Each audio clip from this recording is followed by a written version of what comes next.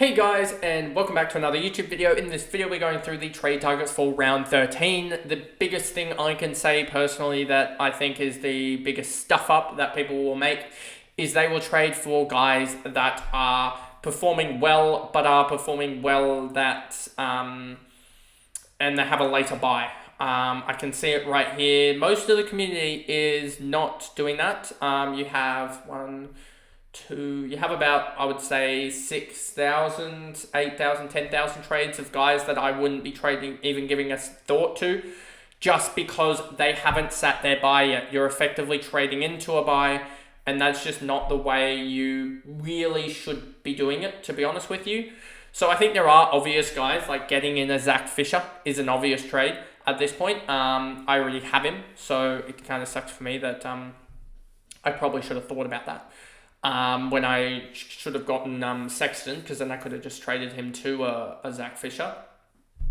But anyway, so yeah, a Zach Fisher now, he's probably the obvious one to get in, and I think that's a good trade in. All of the GWS, Sydney, Brisbane, as well as North Melbourne, they're all guys that you can look to trade in. So yeah, before we jump into this video, remember to like and subscribe if this wanted to work. Of course it doesn't. Let's do it manually. Like and subscribe, but turn the notification bell on so you know when I upload, and let's get into the video. So, as you can see here, Zach Fisher, number one trade in at 15.4k. Let me just make this a little bit bigger. There we go. For you guys, 15.4k trade in. Yep, that is the obvious one. Here's like 750k and can be used in the forward or defender slots. So yeah, he's going to be really valuable for the rest of the year if he holds this slot. Holds the spot on the side. Errol Gordon, another one I'm most likely going to be trading him in, just because there isn't really anyone that I really necessarily like below him other than the likes of Tom Green. I don't really like Chad Warner just because he's an impact player, and I think he's one of the first ones to get tagged. I don't really like LDU because I think this LDU is a chance to be a 3-week play, like an L3 type of guy, and then he burns back down again. So I don't really like that as well. So Errol's sort of the one that I go for there, basically, is what my thought process is, and that's why I think he's the second traded in, because he's going at 105, but he can honestly push 120 the back end of the year. We've seen him do it before. We saw him do it last year. Let's see him do it again. Tom Green, another one that I think is heavily traded in. Yes, you did have the trade to say Sharp to Green, and let me actually see the outs. I just want to see, is Sharp up there? Sharp is up there on his buy. I think a lot of people are finding the smarter players of getting rid of Reed, getting rid of Wilson. Bonner as well, I think, is cooked. I might be a person that has said that and caused a large portion of that trade out there. Matt Crouch as well, season over, so that makes sense as well. I understand these big major trade outs. Don't understand Zach Budden really, to be honest with you, because I don't think the best midfielder you can get off this buy is Errol Gordon or Josh Dunkley for fantasy points. And if we look at Josh Dunkley's output, he's going 111, so that's huge. So that's a top line guy. He's 10th in the season rankings. You've also got Errol Gordon, who is 21st. So those guys are going to be in and around the top of the line. So I just don't understand getting rid of a guy who Butters before last week was actually going above Errol Gordon. So I don't understand why you're just trading out a guy on his buy to trade out a guy on his buy, and you'll find out later in the next week why that is a bad decision. It is a bad decision because you will not have enough players to play. You will not have enough primos, as they will be all sitting out, and you'll have 2 primos sitting. So you have 3 primos on the bench, 3 primos in the midfield, a primo in the forward line, a primo in the back line, and a primo ruck or whatever. You can stomach it a little bit, but then you're also going to have midfielders out, like a McAuliffe. Billy Dowling has to sit his bye soon. And when's his bye? Is it round 14 or round 15? It's round 15. Good, because he gets 2 weeks. You'll have guys like that. You'll have also the rookies. If we go here and we go to prices to 300k, you'll see Charlie Dean, he has to sit soon. Anglin's already sat. Fraser has to sit. Revel has to sit. McAuliffe has to sit. So all of these guys have to sit. So yeah, I would just be wary about trading trading in guys that are already trading out primos that are on the bye, like a Butters, especially this bye when you can stomach it because it's only two sides.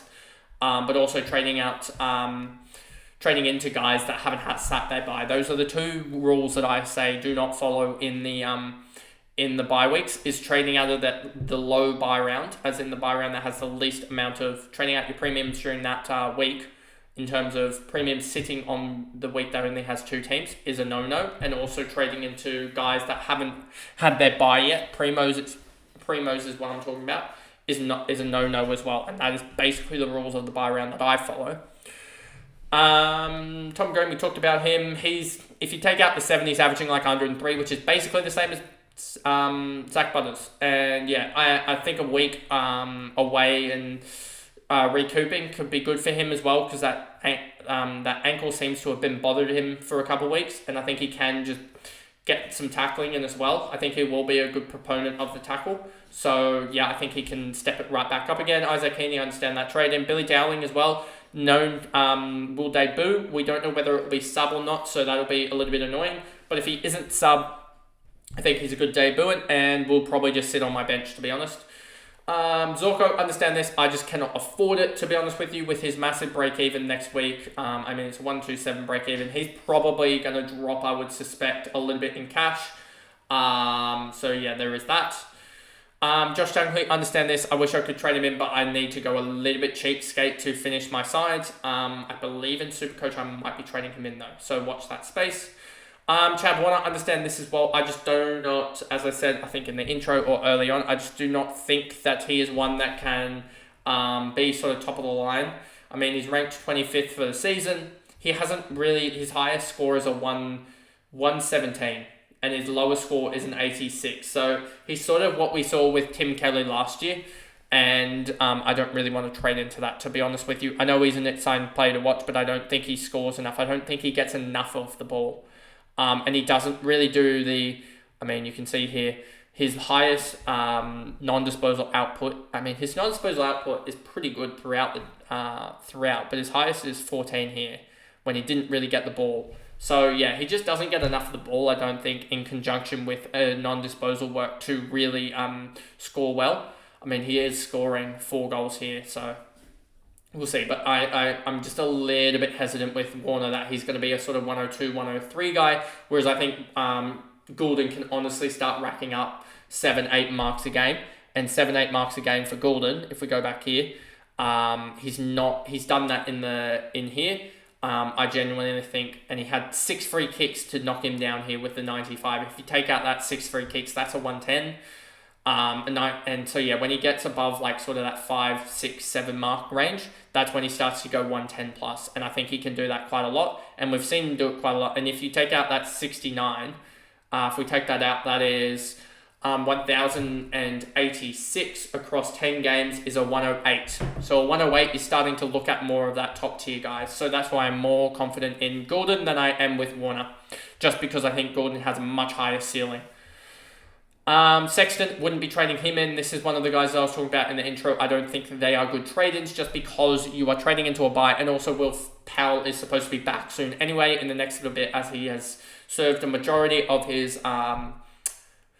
ban for the language he used. Whitfield, I understand people trading him in. I'm almost tempted to trade him out post-buy, just because post-buy, as in round 16, just because he has been horrific the last sort of 5 weeks, as he does every year. Marcus Bontempelli, I would not be trading him in. Just because he has a good performance doesn't mean you should trade him in. And yeah, just because he has a 159, I would not be trading him in. He still has to sit his buy, and his buy comes in a couple of weeks, and you will see in a couple of weeks when people who are trading him in figure out that they don't have enough primos for that week. Same concept with Jack Crisp. Joel Frazier, I think he is one of the best ones to trade in. Rookie-wise, he is a consistent rookie, and I think, yes, we talked about this in the Cash Cows video, which there will be a link at the end of the video to that video to watch, due to the captaincy you saw there with Joel Frazier and the reasoning behind that. as well as you see here, the break even of 6. I just think he's going to push his way with more. I think 55, 60s, yeah, that's pretty accurate. He's going to get his way up to 430 or so K, and then you can trade him out at his buy potentially, or you could be trading premium. So yeah, he could potentially be a guy that you gain 200K, and you can upgrade, I don't know who I even have on that round 15, but there will be some round 15 guys that you can upgrade. Maybe even upgrading a Jack McRae up to the likes of a Zorko or something like that, as McRae might be 720, 730K, and Zorko might be 980, 970. You sort of almost get there with that type of trade.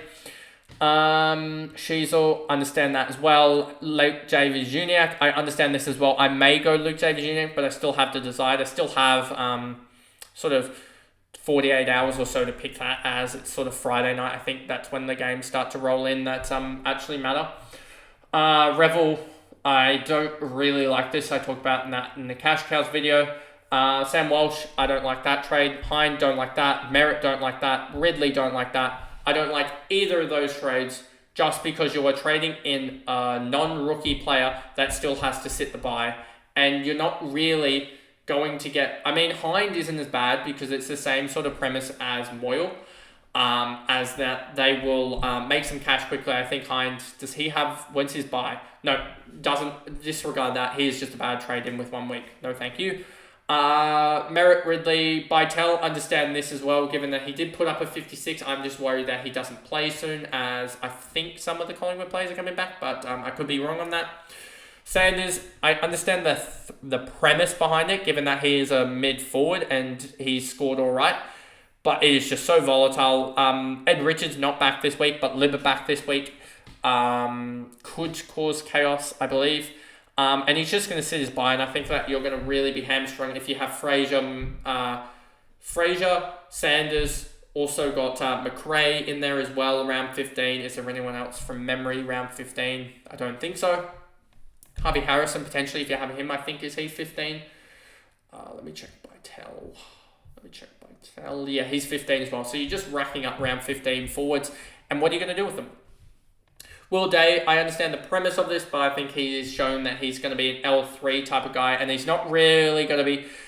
I'm not saying that he's a bad player. I'm just saying he isn't going to be that guy that averages 105 from here on out, 110 from here on out.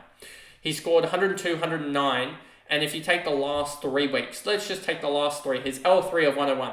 That's up there, but it's not damaging enough. So, and he's also got a sit spy, so I would be waiting on that one. And yeah, we're basically down to all the rookies, etc., and more people trading in guys that have not sat their bye. So yeah, that is the main premise of this video, has been do not trade in guys that have not sat their bye yet, that are primos. So yeah, if you want to find out my opinions on a lot of the rookies, go up to that side. There will be a video on the cash cows. But other than that, I will see you guys in the next video, which will be the probably the predictors for round 13, the predictions on all the games. So anyway, I'll see you guys in that video. Bye guys.